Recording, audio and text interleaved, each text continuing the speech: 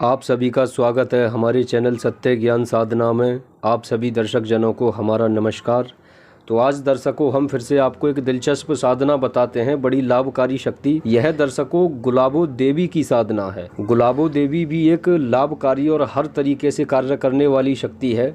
जैसे कि आपने इससे पहले हमारे चैनल में झली देवी की साधना देखी होगी काफ़ी दर्शकों ने। तो दर्शकों झली देवी, गुलाबो देवी यह एक ही राजन की शक्तियाँ हैं, मतलब एक ही इनकी रानी है जिनके नीचे ये सभी शक्तियां निवास करती हैं। और भी इसके साथ की शक्तियां हैं, आपको एक एक करके सारी साधना इंशाल्लाह देखिए सभी यानी आती जाएंगी। तो दर्शकों यह गुलाबो देवी जो है यह कैसे, क्या और किस काम में ज्यादा माहिर है, थोड़ा विस्तार से इनके बारे में जानकारी दे देते हैं, फिर आपको साधना विधि बताएंगे। वीडियो आप पूरी देखें ताकि आपके विस्तार पूर्वक सारी जानकारी समझ आ सके। तो दर्शकों गुलाबो देवी जो है वह लॉटरी और सट्टा नंबर या कोई जुआ जट्टे के काम हुए इन चीजों में बड़ी माहिर शक्ति है। जैसे कि आपने देखा होगा कि जैसे मोहिनी शक्ति होती है, करने को तो वो सभी कर्म करती है, षटकर्म आदि, पर उससे साधक अगर जैसे मोहिनी विद्या का काम लेता है या जैसे यानी मोहन वशीकरण का काम लेता है तो वह बड़ी खुशी के साथ करती है, क्योंकि उसे उस चीज का बहुत ही ज्यादा यानी अनुभव होता है शक्ति को।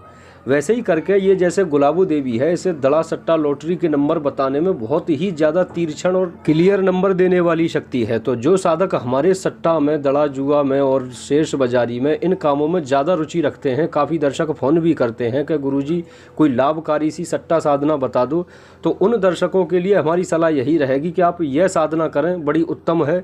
क्योंकि ये दड़ा सट्टे बहुत ही क्लियर तरीके से देती है, जो साधक अपने जीवन को अच्छे तरीके से संवार लेता है। अपने लिए भी साधक ले सकता है और मानव कल्याण के लिए भी दे सकता है, दोनों रूप में यह साधक इससे काम लेता है। अच्छा, इसके बाद में भी आप इससे षटकर्म आदि भी करवा सकते हैं, किसी के बारे में बूझा लेना या किसी का जैसे मोहन वशीकरण करना, ये सारे कर्म ये अच्छे तरीके से कर देती है। और भी जैसे कि आपके अगर किसी प्रकार के जैसे काम करते हो आप इनके द्वारा, जैसे किसी की जमीन बिकवाना या किसी का काम काज चलवाना या किसी के दुकान व्यापार में दिक्कत होना या किसी के घर परिवार में समस्या होना, इस प्रकार की सारी समस्याओं का निवारण आप इस शक्ति के जरिए करवा सकते हैं। और सबसे बड़ी बेहतर बात इस शक्ति की ये है कि साधक जैसे कि ये अपने साधक के साथ में अगर प्रसन्न हो जाती हैं तो ये साधक के साथ में संभोग भी करती हैं, हर तरीके से उसे तन मन धन से खुश रखती हैं, जिससे कि उसे किसी प्रकार की दिक्कत ना आवे।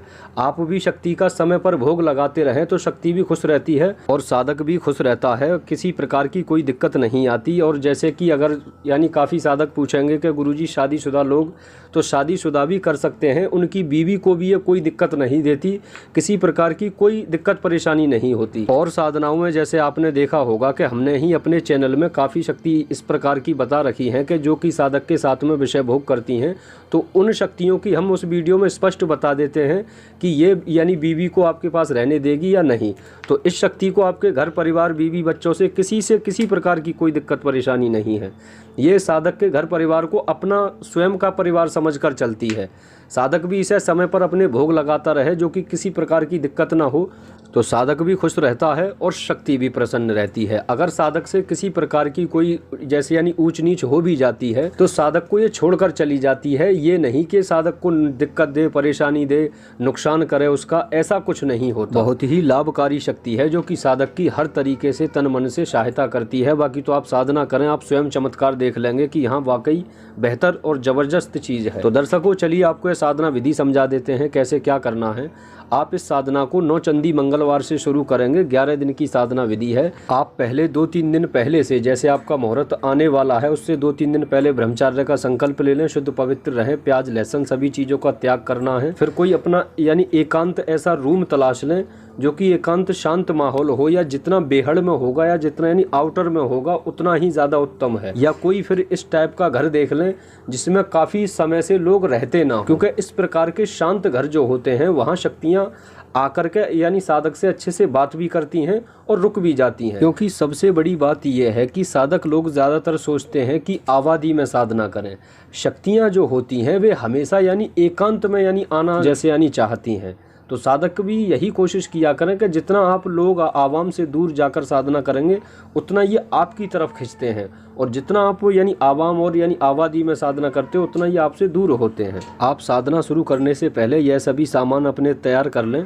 जैसे कि आपको यानी सफ़ेद हकीक या लाल हकीक की माला लेनी है, ठीक। और इसमें यानी लाल यानी आसन रहेगा और साधक बिल्कुल गैर वस्त्र बैठेगा, कोई भी शरीर पर कैसा भी कोई भी यानी जैसे नेकर बनियान तक नहीं रहेंगे, ठीक। इस तरीके से बैठ करके, और जो इसमें आपकी यानी दिशा है वो रहेगी यानी ईशान कोण। और बाकी फिर जब जैसे कि आप मंगलवार की रात्रि लगभग यानी 9-10 बजे से यानी 10 साढ़े 10 बजे से बैठ रहे हैं, 10:30 बजे अपने सामने एक मिट्टी की हांडी ले लें, ठीक। हांडी में यानी पानी भर के और एक मिट्टी के ही पात्र से वो यानी ढक करके उस पर आपको यानी सरसों तेल से दिया यानी जला देना है। हांडी इतनी चौड़ी होकर दिया भी रख जाए और उसके सामने एक थाली रख जाए। थाली में आपको 2 गुलाब के फूल, 2 गुलाब जामुन, 2 बूंदी के लड्डू और 1 मेहंदी का पैकेट, यह सभी सामान रख करके फिर जाप करना है। इसमें रोजाना आपको 11 दिन तक 3125 मरतबा रोजाना जाप होगा। जैसे जैसे आपकी ये दिन ब दिन साधना चलेगी तो आपको होगा कि आप पहले या दूसरे दिन से ही आपको ख्वाब में भूत प्रेत दिखाई देना, लाल लाल यानी जानवर दिखाई देना या कुछ भी मतलब यानी अनुभव होना शुरू हो जाते हैं। हर साधक को यानी हट करके ही होते हैं, सभी को समान नहीं होते। तो इस प्रकार आप तीसरे चौथे दिन से आपको यानी कुछ ना कुछ दिखाई देना, तो इससे आपको ये शांति रहेगी कि हमारी साधना सही राह की तरफ है। और जिन साधकों को अगर कोई भी यानी अनुभव ना हो तो वे समझ लें कि हमारी साधना में गड़बड़ है, फिर वो साधना सही राह की तरफ नहीं जा रही। तो दर्शकों, इसमें क्या होता है कि जैसे आप तीसरे चौथे पांचवें दिन तक वो साधना करते हो, साधना तो 11 दिन की है, ये बाजे साधकों के पास में यानी 5वें दिन भी सिद्ध हो गई है। बाजे साधकों को यानी 7वें दिन 8वें दिन ऐसे करके किसी भी दिन ये आ जाती है। बाजों को लास्ट 11वें दिन हुई है। तो इस प्रकार अगर 7वें दिन हो जाए तो आपको साधना 11 ही दिन करनी है पूरी। ये अक्सर करके आपके पास में किसी भी वस्तु को मांगने आ सकती है, तो वो आप इसको देना जब तक आपके वचन ना हो। तो जब ये आपके पास में आती है तब बिल्कुल लाल वस्त्र धारण किए हुए खूबसूरत एक अप्सरा सी लगती है, आकर के प्रकट होती है और हंसती है, आपके मतलब शरीर को छेड़ती है, हाथ लगाना कभी कुछ, क्योंकि इस शक्ति को, जिस शक्ति की हम साधना करते हैं, घेरे के भीतर आने की यानी अनुमति उसी शक्ति को होती है। वो आपसे छेड़छाड़ कुछ भी करे, आप अपनी माला जप संख्या पूर्ण करें, जब उसके बाद वो आपके सामने खड़ी हो जावे, फिर आप उससे यानी बोलें वचन, जो भी वो आपको राह बताए कि आप ये यानी मूल मंत्र लें या अंगूठी या जो भी कुछ भी दे, वो साधक और यानी चीज के बीच में ही बात होती है कि क्या चीज दे। तो इस तरीके से आप साधना करें। बाकी कुछ समझ ना आवे हमसे संपर्क कर लें। और बिना गुरु दीक्षित साधक इस साधना को नहीं कर सकते। जिन साधकों को यह साधना सिद्ध करनी है वे हमारे यहाँ से गुरु दीक्षा लेकर जुड़ें, ताकि आप यानी आसानी पूर्वक कोई दिक्कत परेशानी ना हो, साधना को सिद्ध कर सकें। तो ठीक है दर्शकों, आपसे फिर मिलते हैं दूसरी वीडियो में। नमस्कार।